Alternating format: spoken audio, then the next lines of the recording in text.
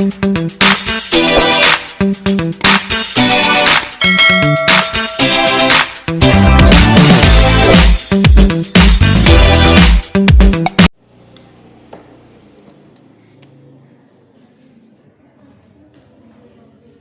saya ulangi lagi, jadi semiotika itu nanti kalau Anda baca teori banyak pendapat-pendapat, tapi yang lazim kita pakai dalam sastra itu adalah membicarakan tentang indeks, ikon, dan simbol.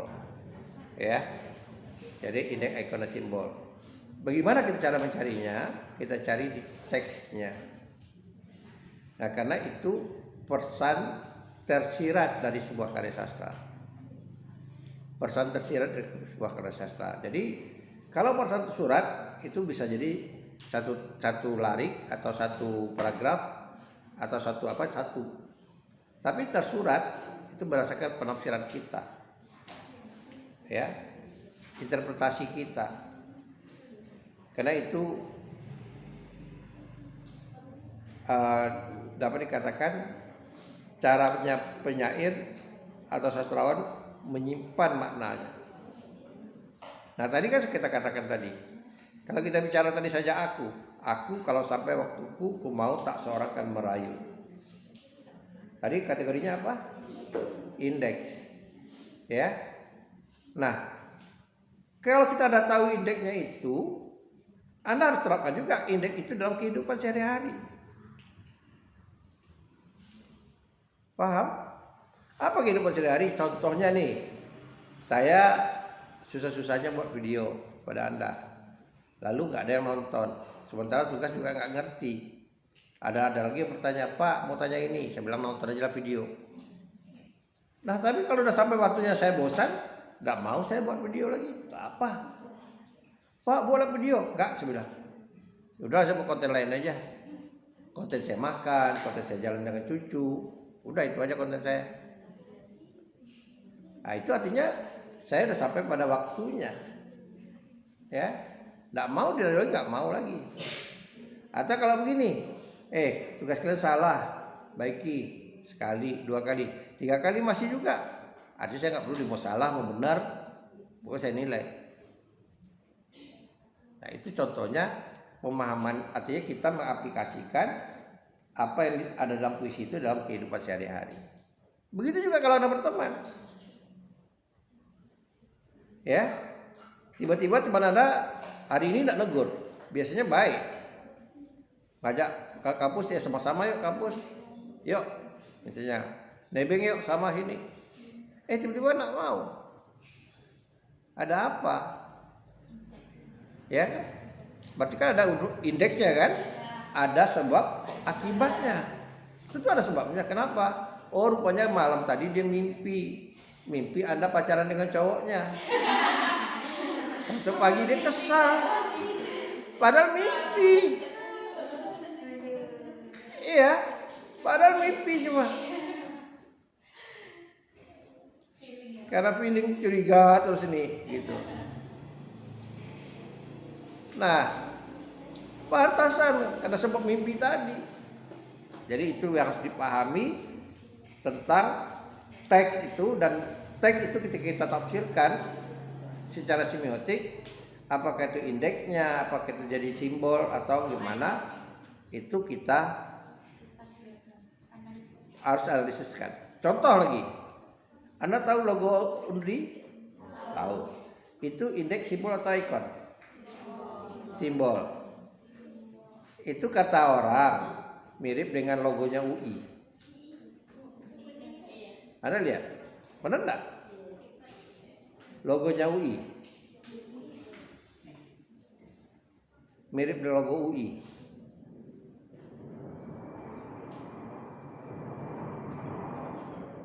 Benar enggak? Iya. Iya, tapi kan UI lain lagi kesepakatannya, UNRI lain lagi kesepakatannya, penafsiran juga beda.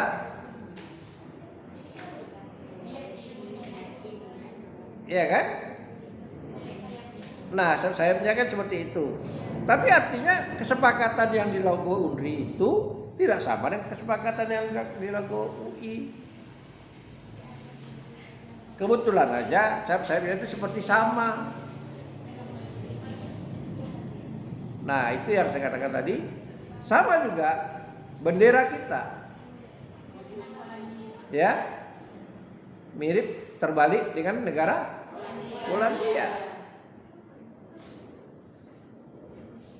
Nah, tapi arti merah sama kita tidak sama dengan arti merahnya Polandia. Arti putih kita tidak sama dengan Polandia. Karena kesepakatannya beda-beda. Kebetulan saja warna yang dipilih sama. Sama juga umbul-umbul adat kita itu seperti dengan bendera Jerman. Iya kan? Merah, kuning, hitam. Kan kayak Jerman. Tapi kan enggak mungkin lah orang Jerman mensepakati simbol adat kita, kan enggak mungkin. Kebetulan saja sama. Karena tadi pemahaman tadi saya katakan, kesepakatan itu bisa sifatnya regional, terbatas, bisa sifatnya universal. Ya, bisa sifatnya universal. Jadi misalnya begini, rumah ibadah. Ya, ini mohon maaf nih, rumah ibadah, saya beri contoh rumah ibadah. Kalau di Indonesia kan cenderungnya rumah Islam, ibadah Islam itu masjid kan berkubah. Benar? Iya kan? Kan condongnya kubah. Nah, ketika zaman Soeharto dia buatnya bentuk masjid yang lopis gitu. Jadi ada zaman Soeharto itu dibantu masjid, bangun masjid. Di Lacang Kuning ada itu. Jadi bukan kubah. Karena lebih mengarah ke Indonesianya. Ada beberapa masjid tua ya di Indonesia ini tidak kubah. Karena kubah itu identiknya dengan arah Islam. Tapi kalau Anda lihat lagi, ya, Anda lihat daerah tertentu, misalnya Rusia, ada loh yang bangunan itu pakai kubah, tapi tidak masjid. Jangan nanti Anda lihat ini kayak gedung Kremlin itu, ini ke masjid nih, salah. Karena kesepakatan tadi itu saya katakan bukan kesepakatan universal, ya, bukan kesepakatan universal. Sama juga misalnya Anda pakai jilbab. Ini bukan kesepakatan universal. Banyak artis yang agama Kristen pakai jilbab. Ya. Bahkan ini lebih cantik menggunakan jilbab. Karena tadi itu kesepakatan tadi. Kebetulan ini sesuai dengan syariah. Kebetulan aja sesuai dengan syariah kita nutup aurat gitu. Karena orang perempuan itu kan boleh dilihat di Islam kan punya muka, telapak tangan dan kaki.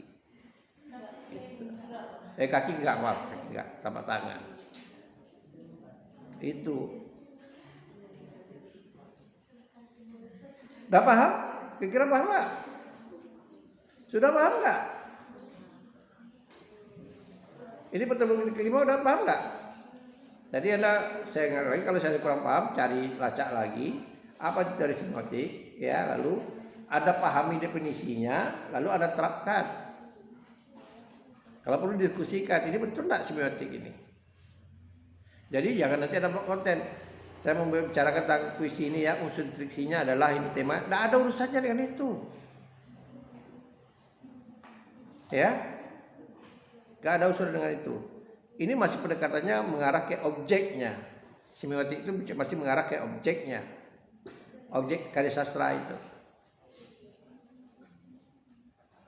Ya. Jadi kita memahami diksi yang dipilih oleh sastrawan itu dengan makna yang timbul. Karena dia merupakan bentuk semiotik, mungkin berupa indeks, mungkin berupa ikon, mungkin berupa simbol.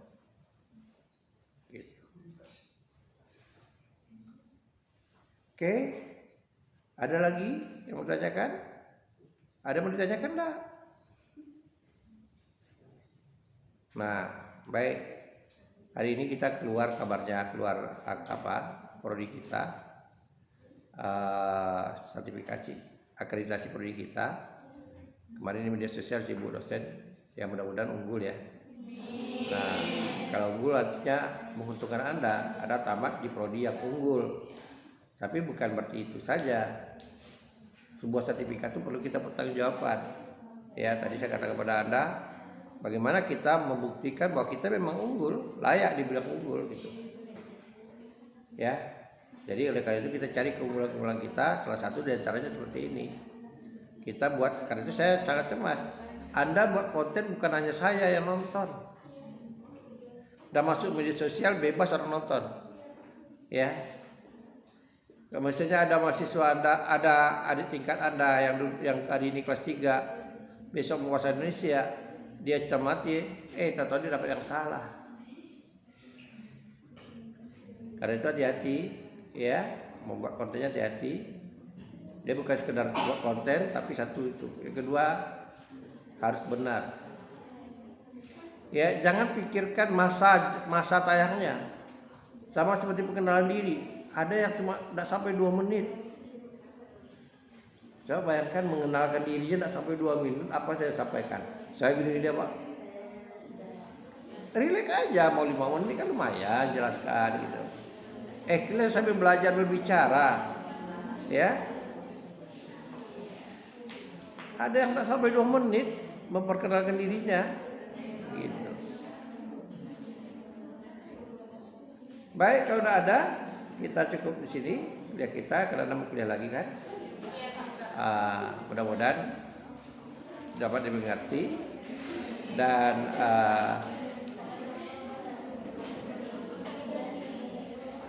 tugasnya udah jelas kan? Anda boleh cari apakah film, apakah itu fiksi, apakah itu puisi, yang ada yang dapat kita kaji secara semiotiknya. Yang perlu saya ingat kepada Anda, memang kita sekarang belajar teori, tapi Anda lihat dulu objeknya. Objek itu ada enggak semiotiknya gitu. Ya, bisa enggak dibahas dengan semiotiknya? Jangan-jangan tidak ada gitu. Baik, sampai di sini dulu. Assalamualaikum warahmatullahi wabarakatuh.